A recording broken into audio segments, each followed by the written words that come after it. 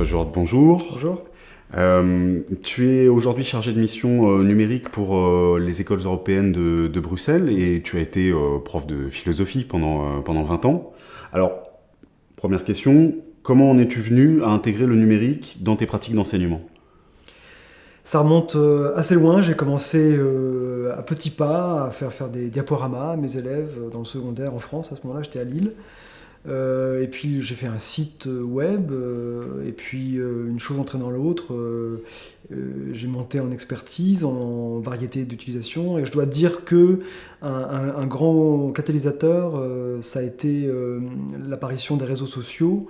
De Twitter particulièrement, comme vraiment espace de partage de développement professionnel, très puissant et comme échange d'idées et comme activateur d'idées pour moi-même. Alors, quel projet numérique mènes-tu en ce moment? Alors en ce moment je mène un projet numérique, en fait je continue un projet numérique que j'ai initié avec des collègues il y a 1 an et demi. Il s'agit d'un webzine en ligne écrit par les élèves en plusieurs langues dans le cadre du réseau des écoles européennes où je travaille. Dans ce projet que tu décris, quels sont tes objectifs pédagogiques ou didactiques? Alors, les objectifs sont essentiellement d'apprendre aux élèves à écrire dans le registre journalistique, apprendre à avoir une voix en ligne, à pas seulement être des consommateurs d'informations, mais être des producteurs d'informations, à se rendre compte de ce que ça veut dire que de produire des articles, de documenter ces articles, d'animer des conversations autour des articles, de sélectionner aussi des illustrations libres de droit, d'illustrer correctement. Donc c'est une éducation aux médias, une éducation à l'écriture et je dirais aussi une éducation à la citoyenneté parce qu'il s'agit de leur apprendre à prendre parole en ligne. Quels outils utilises-tu pour ça? Et comment tu as choisi les outils que tu utilises?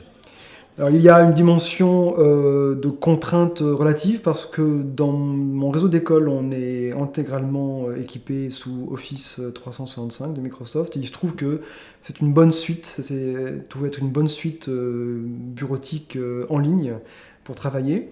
Et le blog lui-même, le webzine, est publié sur WordPress.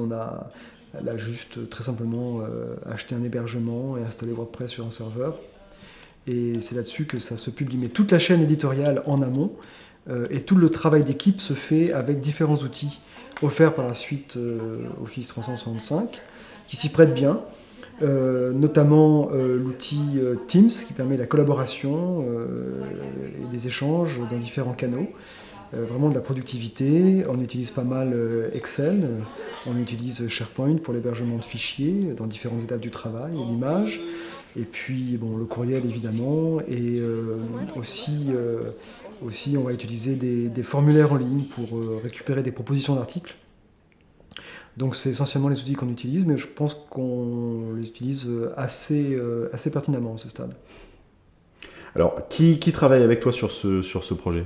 Alors ce projet a été initié avec deux collègues, avec Ludovic Gourvenet, qui est enseignant de français, et avec Eileen Higgins-White, qui est enseignante de langue irlandaise et anglaise.